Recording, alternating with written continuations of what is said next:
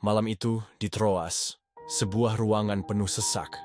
Lilin-lilin menyala, bayangan berkedip di dinding. Suara Paulus menggema, berkhotbah dengan penuh semangat. Di sudut ruangan, seorang pemuda duduk di jendela.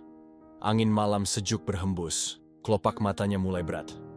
Ia mencoba bertahan, tapi kepalanya tertunduk. Tubuhnya condong ke depan. Eutikus jatuh. Mereka berlari keluar dan menemukan tubuhnya di tanah. Nafasnya tak lagi terdengar. Ia sudah mati. Apakah ini akhir kisahnya?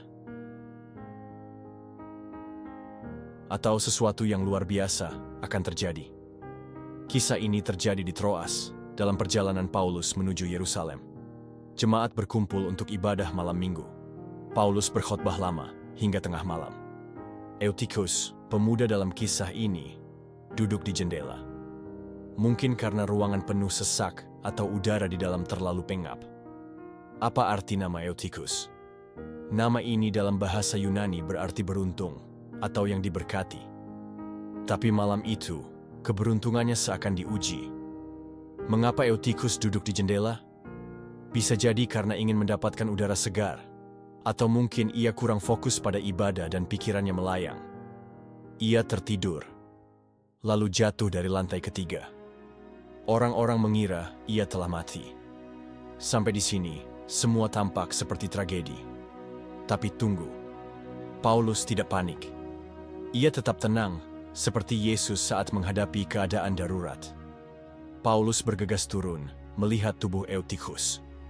Ia tidak menyalahkan Eutikus, tidak berkata, "Mengapa kamu duduk di situ?" Atau seharusnya kamu lebih berhati-hati. Sebaliknya, Paulus langsung bertindak. Ia menunduk, memeluk pemuda itu, dan berkata, "Jangan ribut, sebab ia masih hidup." Jemaat menyaksikan keajaiban. Eutikus hidup kembali. Ini adalah salah satu mukjizat terakhir dalam kisah para rasul.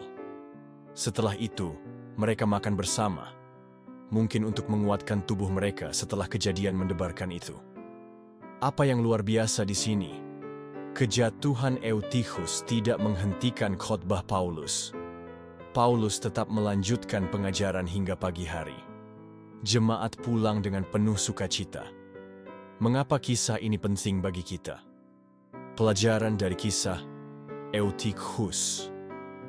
Yang pertama, jangan duduk di ambang antara terang dan gelap.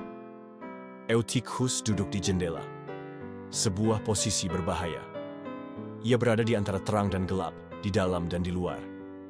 Ini menggambarkan banyak orang Kristen yang setengah hati dalam iman mereka. Jangan jadi Kristen yang hanya duduk di batas. Masuklah sepenuhnya dalam Tuhan. Pelajaran yang kedua, jangan tertidur secara rohani.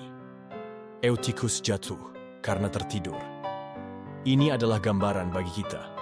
Banyak orang tertidur secara rohani dalam gereja, mendengar firman Tuhan, tetapi tidak benar-benar sadar.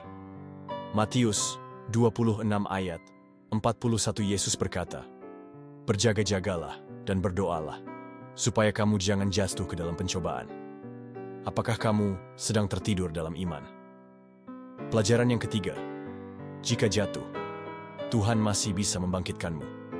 Eutikus jatuh dari lantai 3 dan mati. Tetapi Paulus tidak menyerah. Ia turun, memeluknya, dan Eutikus hidup kembali. Ini adalah gambaran kasih Tuhan. Meskipun kita jatuh, Tuhan masih bisa membangkitkan kita kembali. Tidak peduli seberapa jauh kamu jatuh, Tuhan masih bisa memulihkanmu. Pelajaran yang keempat, jangan menunda-nunda mencari Tuhan. Jemaat di Troas rela begadang hanya untuk mendengar firman Tuhan. Hari ini, banyak orang malas membaca Alkitab, gampang bosan di gereja, dan lebih suka hiburan dunia. Tetapi mereka di Troas haus akan kebenaran. Apakah kita juga haus akan firman Tuhan? Pelajaran yang kelima, bagaimana jika Eutikus tidak dibangkitkan? Jika Eutikus tetap mati malam itu, apa yang akan terjadi? Apakah Paulus akan berhenti berkhotbah? Tidak. Ini mengajarkan bahwa iman kita tidak boleh bergantung pada mukjizat, tetapi pada kebenaran Tuhan. Pelajaran yang keenam, hubungan dengan kisah lain di Alkitab. Kisah ini mengingatkan kita pada Elia dan Elisa yang juga membangkitkan anak-anak yang mati. Bahkan, mengingatkan kita pada Yesus yang membangkitkan Lazarus dan anak Yairus. Pesannya tetap sama. Tuhan berkuasa atas kehidupan dan kematian. Jadi kesimpulannya, Eutikus bukan hanya seorang pemuda yang jatuh dari jendela. Ia adalah gambaran kita semua. Terkadang kita berada di batas antara dunia dan Tuhan. Terkadang kita tertidur secara rohani. Terkadang kita jatuh dan merasa tidak ada harapan. Tetapi kabar baiknya, Tuhan masih bisa membangkitkan kita.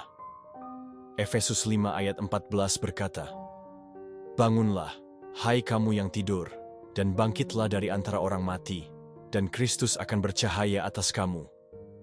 Kamu masih mau duduk di ambang jendela? Tulis pendapatmu di komentar. Jangan lupa like, share, dan subscribe untuk lebih banyak konten Alkitab yang mengubah hidup.